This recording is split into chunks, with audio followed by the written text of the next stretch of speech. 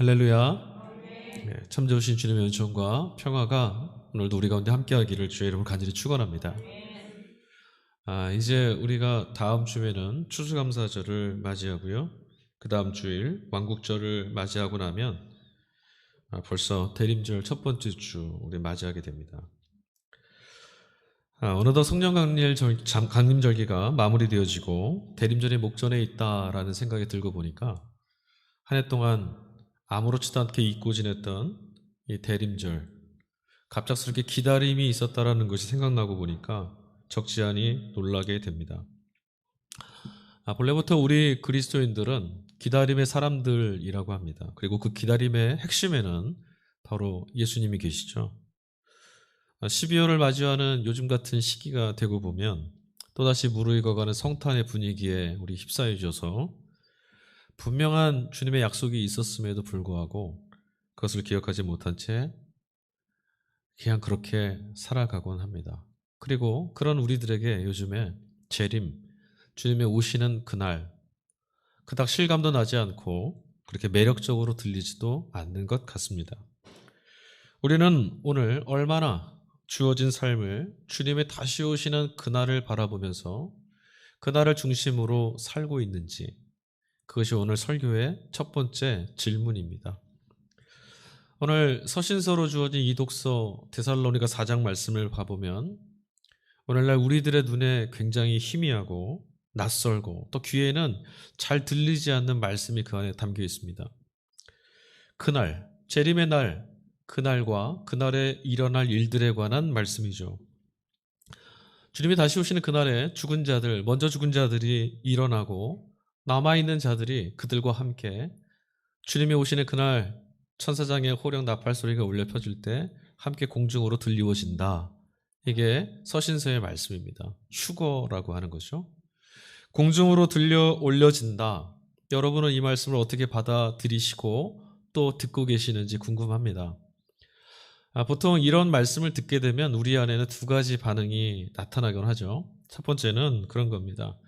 이런 말씀은 비유와 상징, 은유 그런 것이지 공중으로 들리워진다 이런 것은 말도 되지 않는 일이다. 믿지 않는 것. 또 반대편에서 한편으로는 문자 그대로 그래 공중으로 들러 올라갈 거야. 그것들만을 맹목적으로 믿고 기다리는 그런 견해가 나누어지는 것 같습니다.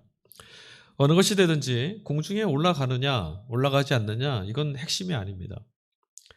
사도 바울이 전한 예수재림 사건의 핵심은 이런 데 있지 않습니다. 이 독서 데살로니가전서 4장 말씀, 그 말씀에는 교우들을 위로하고 권면하는 바울의 마음이 고스란히 녹아 있습니다. 그러니까 바울은 주의 다시 오실 날들, 그 날들에 관한 이야기를 가지고 교회 교우들을 위로하고 있는 거죠. 당시에는 여러분 삶이 처이면서도 믿음을 굳건히 붙들고 살아가겠노라 몸부림쳤던 그렇게 살아왔던 이들이 하나둘 교회와 성도들의 곁을 떠나가는 일들이 흔하게 일어나던 그런 시대였습니다. 지연되는 주의 재림 때문에 모두가 지쳐있던 때였고 그러다 보니 남아있는 이들의 마음은 자꾸 무거워졌습니다. 믿음으로 삶을 지탱하는 것, 그것이 바로 어떻게 살아가야 되는지에 대한 그 이야기들이 자꾸만 버겁게 느껴지고 신앙의 길을 또 잘 지켜갈 수 있을까? 자신감이 자꾸만 사라지고 있던 그런 때였습니다. 이것은 오늘 우리들의 신앙의 자리도 마찬가지가 아닐까 싶습니다. 주님 오실 날, 그날에 대한 우리들의 이 믿음, 또 그 믿음을 붙들고 살아가는 신앙에 대한 자신감. 그러나 신앙의 위기에는 우리들 모두에게, 우리 모두를 향한 바울 사도의 위로는 딱 한마디였습니다. 주님이 오신 그날로 다시 돌이키라. 그리고 오늘 우리는 그날을 떠올릴 때마다 또 함께 같은 목소리를 듣죠. 깨어 있어라. 깨어 있으라는 그 말씀이 오늘 우리가 함께 읽은 복음서 3독서에 나와 있는 말씀입니다. 오늘 읽은 복음서 말씀 비유의 말씀입니다. 달란트 비유와 함께 아주 유명한 아주 대표적인 비유 말씀이죠. 결혼이라고 하는 그 잔치가 배경입니다. 아주 즐겁고 복된 날이죠. 유대 사회에서는요 결혼을 할 때 결혼식을 할 때 풍습이 있었는데 먼저 신랑의 친구들과 함께 신부의 집으로 찾아갑니다. 그리고 그곳에서 유대교 종교 예식에 따라서 혼례를 치르죠. 치르고 나서 이제 오후 늦게쯤 되면 신부와 함께 신랑의 길을 떠납니다. 신부는 이제 함께 했던 아버지 어머니 친지들과 마지막 인사를 나누고 신랑을 따라서 신랑의 집으로 떠나야 됩니다. 해질 무렵 신부를 데리고 일행들이 이제 집으로 돌아와서는 며칠 동안 그곳에서 함께하는 식구들, 친지들, 친구들과 함께 정말 아주 흥에 겨워서 춤을 추고 노래를 부르고 기뻐하는 혼인잔치를 같이 벌이게 됩니다. 신랑이 신부를 데리고 올 때 많은 사람들이 상당한 거리까지 나와서 그들을 맞이했다라고 합니다. 오늘 우리가 본문에서 읽었던 열처녀 있죠? 그 열처녀들은 바로 이 일을 담당했던 사람들이에요. 그러니까 신랑 일행을 맞이해서 혼인잔치까지 인도하는 역할을 맡았던 사람들입니다. 근데 오늘 본문의 말씀 속에서는 문제가 좀 하나 생겼습니다. 무슨 문제죠? 신랑이 이 시간쯤이면 와야 되는데 그 일행이 오지 않은 겁니다. 신랑 일행이 돌아오는 시간이 점점 늦어졌습니다. 길이 좋지 않아서인지 아니면 출발이 늦어져서인지 아니면 예식이 뭔가 지연됐었는지 그 내용은 알 수 없지만 예정했던 시간보다는 지금 많이 도착 시간이 늦어지고 있습니다. 어느새 어둠이 어스라이 내리게 됐고 사람들은 가지고 있던 등불을 하나둘 켜기 시작했습니다. 그리고 한참이 지나도록 신랑은 그런데도 모습을 보여주지 않습니다. 아무리 늦어져도 이 정도쯤이면 오겠지 해서 거기에 알맞게 기름을 준비했던 사람들, 그들이 곤란을 당하게 됐습니다. 왜냐하면 기름이 다 떨어져서 등불이 다 속절없이 꺼지게 됐거든요. 그런데 그 중에 기름통을 넉넉하게 준비했던 사람들이 있었습니다. 오늘 본문에 나오는 슬기로운 5처녀죠. 그런 기름을 넉넉하게 준비해 두었어요. 그래서 사람들이 그녀들에게 가서 기름을 좀 나누어 달라 요청했습니다. 하지만 본문 말씀 그대로 그들이 나누어 가져도 만일 신랑이 그보다 더 늦게 온다면 낭패가 됩니다. 불이 다 꺼질 테니까. 그래서 사람들의 요구는 거절되고 맙니다. 이게 오늘 예수님이 전해주신 비유 말씀의 전체예요. 그리고 이 말씀 끝에 예수님이 주셨던 마무리 결론은 뭐냐면 깨어 있어라 라는 내용입니다. 우선 이 말씀을 듣다 보면요, 우리가 납득하기 어려운 대목들이 몇 가지가 나옵니다. 첫 번째는요, 기름을 나눠달라고 요청했는데도 불구하고 매몰차게 거절했던 동료들. 물론 그들의 사정을 이해 못할 것은 없습니다. 그렇게 빌려줬다가 나중에 낭패를 당하면 안 되니까 이해할 수 있습니다. 그런데 그 뒤에 한 걸음 더 나가면 우리가 더 뜨악할 만한 일이 있죠. 기름을 충분하게 준비하지 못해서 등불이 꺼진 이들이 결국 기름을 사러 마을에 내려갔다 돌아왔어요. 부랴부랴 올라오고 나니 어떤 일이 벌어졌어요? 신랑 일행이 도착했죠. 그래서 그들이 혼인잔치에 들어가고 문이 철커덕 닫혔습니다. 뒤늦게 온 그녀들이 문을 좀 열어달라 하지만 주인은 열어주지 않습니다. 거절당한 거죠. 그런데 여러분, 이게 이해가 잘 안 됩니다. 조금 늦게 들어왔어도 잔치를 벌이는 것인데 신랑이 오지 못한 것도 아니고 일행이 도착을 했고 기뻐할 이유는 충분하지 않습니까? 그래서 문을 열어주고 같이 참여하면 되는데 그녀들의 혼인잔치에 들어오는 것을 거절한 그 주인의 야박함이 쉽게 우리에게 좀 마음에 다가오질 않죠. 그리고 주님 말씀도 어렵습니다. 왜냐하면 주님은 분명히 이 이야기의 끝에 결론적으로 우리에게 하신 말씀은 깨어 있어라 이 말씀이었는데요. 5절 말씀 보니까 분명히 그곳에 등불을 켜고 준비했던 처녀들 모두 다 10명 모두 졸고 있었다라고 이야기하고 있습니다. 그러니까 깨어 있으라는 주님의 말씀은 잠자지 말고 눈 똑바르게 뜨고 신랑이 언제 오는지 잘 지키고 있어라 이건 아닌 것 같아요. 주님의 말씀이 깨어 있으라고 했던 그 말씀이 선명하게 잘 들리지가 않습니다. 그래서 이제 오늘 본문의 말씀은 쉽게 기도하고 말씀 읽고 신앙생활 잘하는 것, 하루도 빠지지 않고 그렇게 잘 지켜가는 것이야말로 깨어있는 것이다 라고 그렇게 쉽게 읽혀져 왔었죠. 하지만 그렇게 되면 문제가 좀 생깁니다. 기름을 충분히 준비했던 여인들도 문제고요. 그들은 분명히 깨어있던 거잖아요. 근데 주님은 그들을 졸고 있었다고 얘기하셨고, 만약에 기름을 준비하는 것 자체가 깨어있는 것이라고 한다면 그 미련한 자들이라고 주님께 그 평가를 받았던 그 여인들, 그들도 문제입니다. 왜냐하면 그들도 기름을 준비하지 않은 건 아니었어요. 준비했었죠.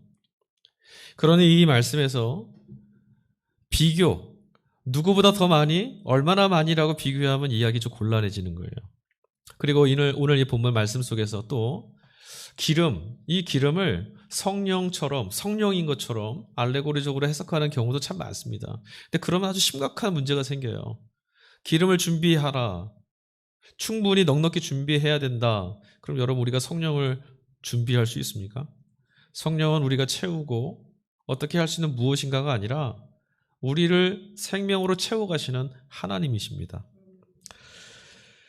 그러고 보니 이 말씀을 읽을 때 우리 안에 여러 가지 문제점이 좀 생기고 의문이 생기는데, 여러분, 그럼 우리는 또 무엇을 준비해야 될까요? 어떤 점에서 깨어 있어야 되는 것이고, 이 정도 우리가 하는 신앙생활로는 뭔가 좀 부족하다는 말씀인지 적지 않이 난감해집니다. 오늘 본문의 말씀을 읽을 때 우리가 주목해야 될 것이 있는데, 첫 번째 1절 말씀입니다. 그때에 천국은 마치 등을 들고 신랑을 맞으러 나간 열처녀와 같다 하리니. 지금 신랑을 기다리고 신랑을 맞이하기 위해서 나갔던 여인들, 미련하다 말하는 자들이나 슬기롭다 말하는 자들, 그들 모두 뭐라고 말씀하셨냐면 그들이 천국과 같다 이렇게 말씀하셨어요. 그러니까 이 여인들을 통해서 우리가 봐야 될 것은 뭐냐면, 천국은 어떤 나라인가, 천국은 어떠한 곳과 같은가, 이것을 알아야 되는 거죠. 지금 예수님의 말씀 안에서는 어떤 능력이나 업적, 그녀들의 그 어떤 무엇을 잘 해냈는가 아닌가, 이것을 가지고, 그것에 대한 평가를 가지고 그녀들을 지혜롭다 혹은 미련하다 말하는 것이 아니라는 것을 우리가 알아야 됩니다. 그런 곳이 천국일 리가 없죠. 여러분, 제 잘난 대로 평가를 받는 나라는, 그런 곳은 오늘 이 땅에도 많이 있습니다. 아니, 사실 세상은 그런 것으로 평가받고 작동되는 세상이죠. 오늘 우리가 살아가는 세상이 그렇지 않습니까? 얼마나 능력이 있느냐, 얼마나 업적을 쌓았느냐, 얼마나 잘해냈느냐, 누구보다 잘했느냐, 못했느냐. 여인들 사이에 존재했던 차이가 하나 있습니다. 무엇이 차이죠? 기름을 준비했냐 아니냐? 아닙니다. 다 준비했어요? 차이는 하나입니다. 얼마나 많이, 얼마나 넉넉하게 준비했느냐. 그것이 유일한 차이인데, 그런데 여러분, 바로 그 차이가 천국을 가능하게 해주는 결정적인 차이가 됩니다. 신랑 일행이 걸음이 늦어질 것, 늦추어질 것, 그럴 가능성이 있다는 것을 모르는 사람은 아무도 없습니다. 요즘처럼 몇 시에 차를 타고 몇 시면 도착한다, 그런 세상이 아니잖아요. 그러니까 중간에 무슨 일이 생기거나 사정이 생기면 얼마든지 늦어질 수 있습니다. 누구나 다 알아요. 그래서 등불도 준비한 겁니다. 다만 얼마나 늦어질지, 얼마나 늦춰질지는 아무도 모릅니다. 기다리는 이들로서는 할 수 있는 게 아무것도 없어요. 신랑 일행의 그 걸음을 빨리 앞당길 수도 없는 노릇이고, 할 수 있는 것이라고는 그냥 올 때까지 기다리는 것 뿐입니다. 그 외엔 다른 방법이 없습니다. 이때 기름을 얼마만큼 넉넉하게 준비했느냐, 그것을 통해서 우리는 신랑 일행을 기다리고 있는 그들의 마음, 신랑 일행이 오고 있음을 기다리는 그들의 마음의 절실함, 진실함을 가늠해 볼 수가 있습니다. 기름을 넉넉히 준비하지 못했던 사람들 한번 생각해 보십시오. 그들의 마음속에 이런 것이 있는 거죠. 신랑이 오는 것을 기다리지만 제때 못 오면 어쩔 수 없는 거고, 그런 마음이 있는 거예요. 그러니까 이런 마음은 결국 신랑 일행이 돌아오는 잔치가 열리는 그 자리에서 이들은 어떤 사람들이냐면 방관자들일 뿐입니다. 신랑 일행이 반드시 돌아올 것이다, 늦어지는 일이 있어도 분명히 돌아오긴 한다, 이런 것을 믿고 있는 사람들이라면, 자신들이 그리고 이것을 위해서 신랑 일행을 영접하고 맞이해서 혼인잔치로 이끌어가는 것, 인도하는 것이 자기들의 역할임을 기억하는 사람들이라면 될 대로 되라거나 어찌할 수 없다거나 이런 마음으로 그냥 그렇게 서 있을 수는 없는 노릇이죠. 지금은 그렇지 않은데요. 제가 이 말씀을 같이 공부하고 나누는 목사님하고 얘기 나누다가 깜짝 놀랐어요. 그 목사님도 이런 사정을 전혀 모르더라고요. 여러분, 보험밥솥 다 있잖아요, 요즘에는. 그죠? 밥도 해주고 죽도 해주고 덮이기도 하고 다 해주더라고요. 근데 여러분, 예전에는 그런 게 흔치 않았잖아요. 저도 그걸 봤었는데 저하고 같이 말씀을 나눴던 목사님은 전혀 모르시더라고요. 어머니들이 저녁을 맛있게 준비합니다. 출타한 식구들 돌아올 때 맞춰서 식기니를 준비하는데 제때 돌아오시지 못할 때가 있죠. 조금 더 늦어질 때가 있고, 야근이 있고, 약속이 있어서 집에 늦게 도착하는 이들이 있습니다. 그때 어떻게 하시죠? 밥을 잘 푸죠. 밥그릇에 하나씩 하나씩 정성스럽게 담아서 그것을 가지고 방으로 들어갑니다. 그리고는 안방에 가장 아랫목, 가장 따뜻한 곳에다가 밥그릇을 신죽단지에서 잘 모셔놓고 그에 이불을 덮어드리죠. 추울까봐. 그것도 모르고 밖에 나갔다가 발 시렵다고 훅 들어갔다가 밥을 온통 뒤집었던 적도 있었어요. 밥그릇을 방에다가 이렇게 놓는다라는 얘기를 그 목사님 모르시더라고요. 예전엔 그런 일이 있었는데. 뒤늦게 도착한 식구들이 집에 도착해서 밥그릇을 열었을 때 뚜껑을 탁 열면 김이 모락모락 올라옵니다. 그 온기 안에서 어떻게 해서든 따뜻한 밥 한 끼 먹이겠다고 하는 어머님의 마음을 먼저 마주하게 되죠. 왜 밥그릇을 안방에다가 그렇게 보관할 수 있었을까요? 비록 늦어지는 일이 있어도 출타한 식구들이 반드시 귀가할 것이라는 것을 알고 있었기 때문에, 믿었기 때문에. 아니었으면 그냥 어디 그냥 식어서 상하지 않는 곳에 참 선선한 곳에다 그냥 놔뒀겠죠. 그러고 보니까 여러분, 뒤늦게 기름을 사가지고 돌아왔다가 잔치에 못 들어간 그 여인들 있지 않습니까? 그들은 지금 사실 억울할 일이 없는 사람들입니다. 왜냐하면 신랑을 기다리던 여인들은 모두 다 각자 자신이 마음을 담아놓았던 만큼의 그 결과를 지금 받아주고 있는 거예요. 여러분, 열심히 시험을 준비한 이가 합격했을 때 경험하는 그 달콤함, 그리고 치열한 삶을 하루하루 살고 통과해냈을 때야 지나온 삶을 돌아봤을 때 추억이 감동이 될 수 있는 것처럼 신랑이 돌아올 것을 기다렸던 이들에게 귀한 마음을 그곳에 담고 신랑이 올 그 시간에만 마음을 담고 있던 그들에게 돌아온 신랑 일행은 그들의 넘치는 기쁨의 이유가 될 수 있었을 겁니다. 그러니 예수님이 말씀하셨던 깨어 있어라 라고 하는 말씀은 졸지도 말고 눈 동그랗게 뜨고 있어라 그 말씀이 아니라 신랑이 올 그날에 얼마나 마음을 담고 있느냐. 그러니 주님의 말씀은 이거죠. 천국은 갈망함과 진실함으로 서 있는 자들 앞에 드러나는 나라다. 여러분, 천국은 오면 좋고 안 와도 어찌할 수 없다. 없으면 없는 거지 이런 이들에겐 나타나지 않는 나라입니다. 천국은 주님의 나라 위에는 소망이 없는 이들, 그 나라만을 절실하게 기다리는 이들에게 드러나고 폭로되어지는 나라입니다. 주님은 이야기 끝에 한 말씀을 덧붙이셨습니다. 그날과 그때를 아무도 알 수 없으니 깨어 있어라. 그날과 그때를 아무도 알 수 없으니. 하지만 여러분, 그날과 그때를 향한 기다림의 마음을 지키며 산다라는 것이, 늘상 지키며 산다라는 것이 여간 어려운 일이 아니죠. 왜 우리는 주님께서 약속도 하셨고 그날이 온다는 것을 말씀을 통해 알고 있음에도 그 기다림을 내 마음속에 깊이 담아서 꺼집어내면서 사용하고 기대감에 하루하루를 살 수 없을까? 오늘 성서일과 일독서로 주어진 본문의 말씀이 여호수아서 말씀입니다. 모세의 뒤를 이어서 이스라엘의 지도자를 세웠던 여호수아가 약속의 땅 가나안에 이르러서 앞으로 이 땅에 들어가서 각 지파가 어떻게 살아야 될지 땅을 모두 다 분배해 줬습니다. 거기까지가 여호수아의 사명이었거든요. 이스라엘 지파들에게 땅을 모두 다 공평하게 분배하고 난 이후에 사명을 마친 여호수아가 회중에게 질문을 하나 던집니다. 무슨 질문이냐면 이것이죠. 자, 너희들이 가나안에 들어가서 그 땅에 들어가서 너희들이 섬길 자를 택하라. 그 질문이었어요. 그랬더니 기특하게도 온 회중이 한 목소리로 답했습니다. 뭐라 말했죠? 우리는 하나님만을 섬기겠습니다. 아주 기특한 대답입니다. 그런데 여호수아가 그 회중의 답변에 예상하지 못하고 아무도 기대하지 못했던 전혀 뜻밖의 이야기를 쏟아부었습니다. 뭐라 말했냐면 이렇게 말했어요. 너희는 결단코 하나님을 섬길 수 없을 것이다. 이야, 이게 도대체 무슨 말입니까? 여호수아가 노망이 난 것도 아니고 아마도 사람들이 그랬을 것 같아요. 격려는 못해줄 망정 밥그릇 걷어차는 것처럼 꼭 망하라는 투로 그렇게 이야기하는 여호수아, 아주 밉살맞게 보였을지도 모르겠습니다. 그런데 안타깝게도 이스라엘은 가나안에 들어간 이후로 여호수아의 이 말처럼 정말 하나님만을 섬기지 못하고 가나안에 있는 우상들, 그들을 향해서 기웃거리며 사는 사람들로 전락하고 맙니다. 성서학자들에 따르면 여호수아서는 바벨론 포로기를 거치면서 쓰여졌다고 합니다. 바벨론 포로. 한번 생각해 보십시오. 바벨론의 포로로 끌려갔던 이스라엘 어떻게 살았는지 아세요? 그들은 포로 신분이긴 했지만 그럴듯하게 살았습니다. 바벨론은요, 세상의 중심이었습니다. 바벨론은 패권 국가였거든요.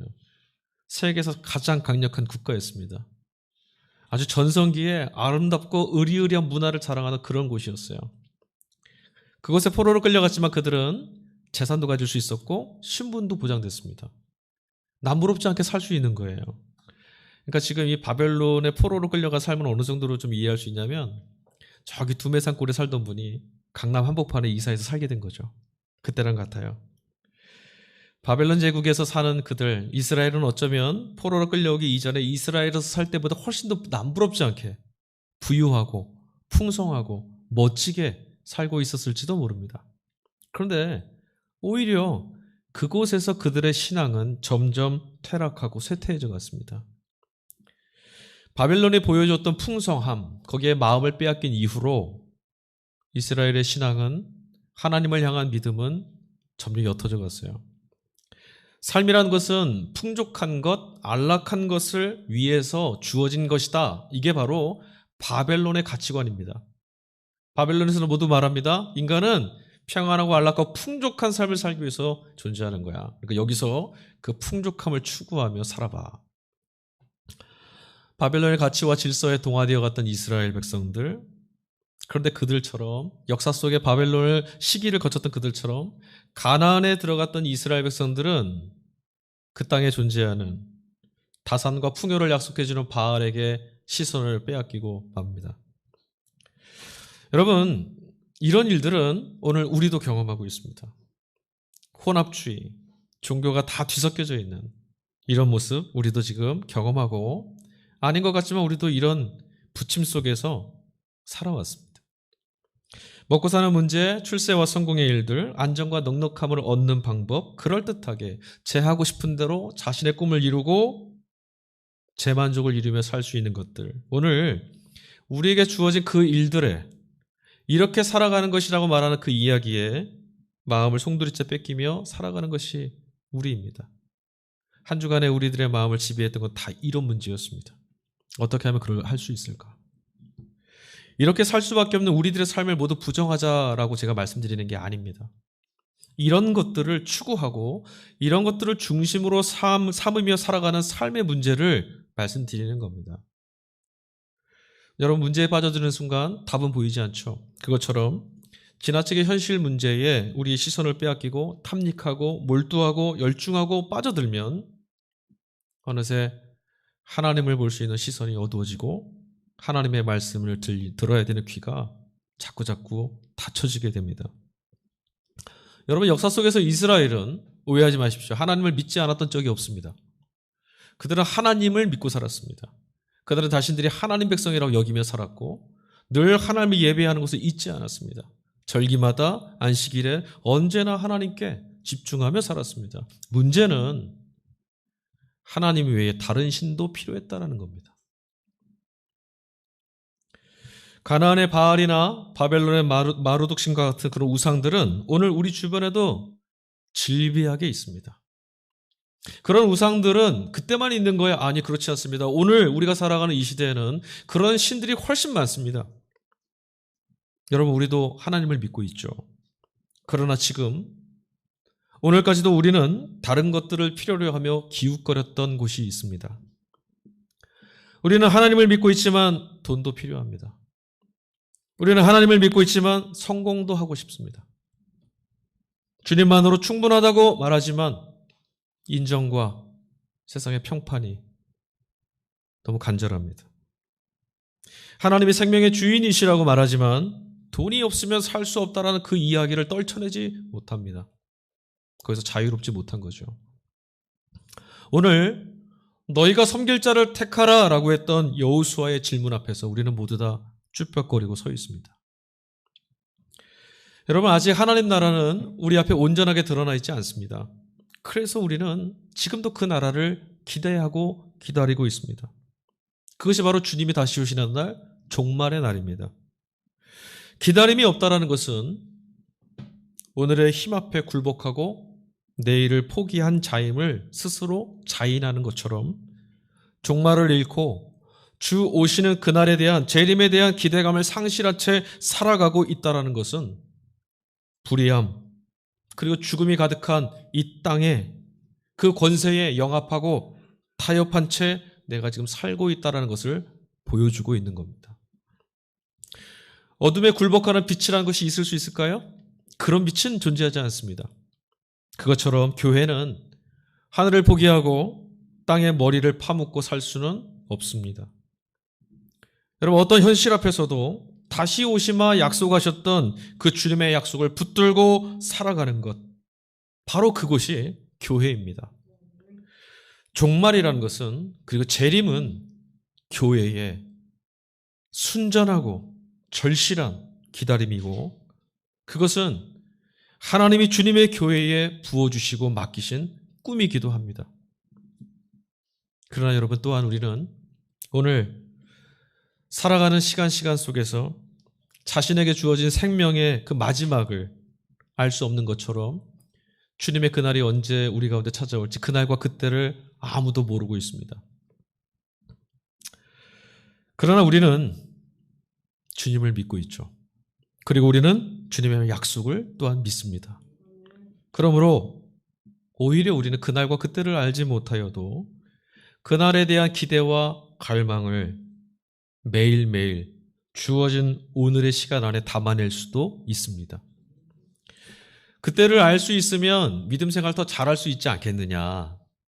여러분, 이런 이야기들 많이 들어보셨죠? 우리 안에도 이런 생각이 있어요. 하나님께서 그날과 그때 그 시각을 가르쳐 주셨으면 더 잘 살았을 텐데. 하지만 여러분, 이 말은 정작 주님을 믿지 못하는 마음에서 비롯합니다.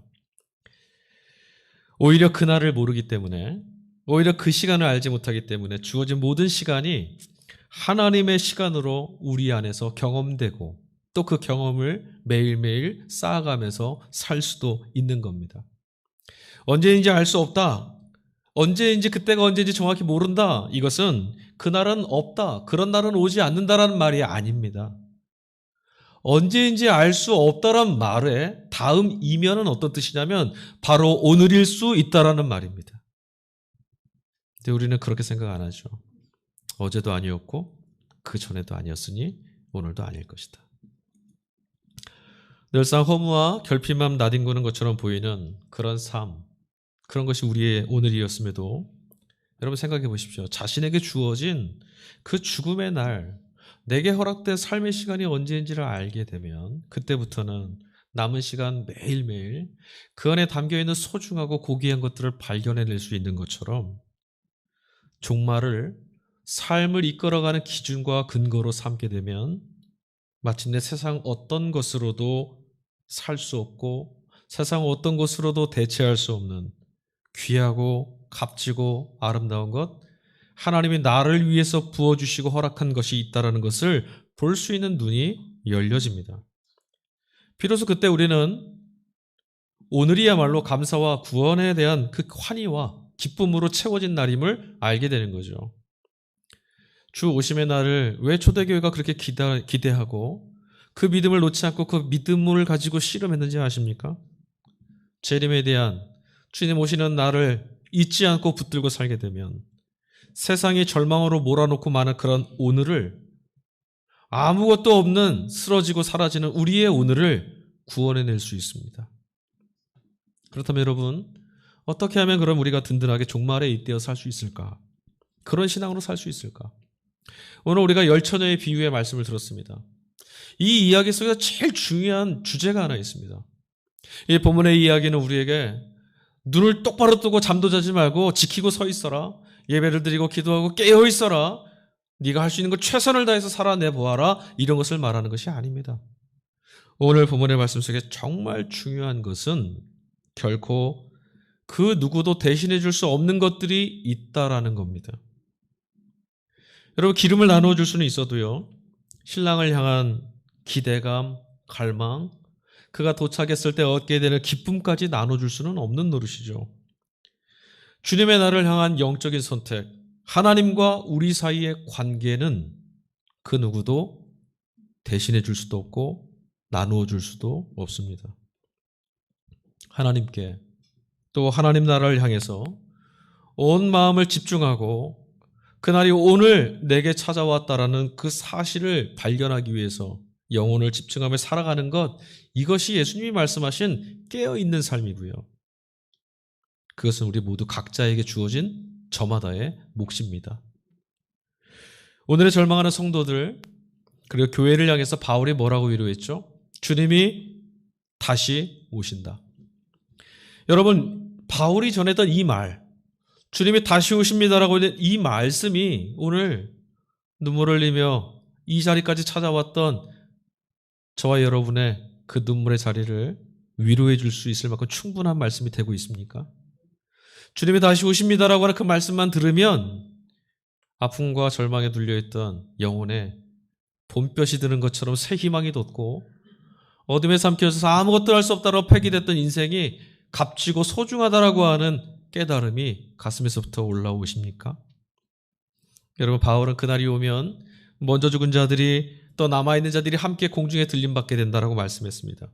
이 말씀은 예수님을 믿는 자들이라면 누구라도 예외 없이 이 땅을 덮고 임하게 되는 하나님 나라에 누구라도 예외 없이 참여될 수 있을 것이라는 것을 말해주는 겁니다. 죽음도 하나님을 믿는 자들, 예수를 주로 믿는 이들을 찾아내시는 예수님의 그 걸음을 가로막을 수 없다는 말씀이에요. 여러분, 상식과 경험, 돈이 자랑하는 성공신화를 따르는 것이 너무나 자연스러운 일상이 되어 있는 세상이죠. 그렇게 살아가는 것이 자연스럽습니다. 그리고 폭력과 불법, 기만과 속임, 절망과 좌절, 죽음이 지배하는 그런 문화들, 그런 삶을 어찌할 수 없다. 이것이 세상이다. 우리 그렇게 살아가면서 살아가고 있습니다. 그러나 여러분, 그날 주님이 다시 오시는 그날이 되면 이 모든 것들은 다 뒤바뀌게 될 겁니다.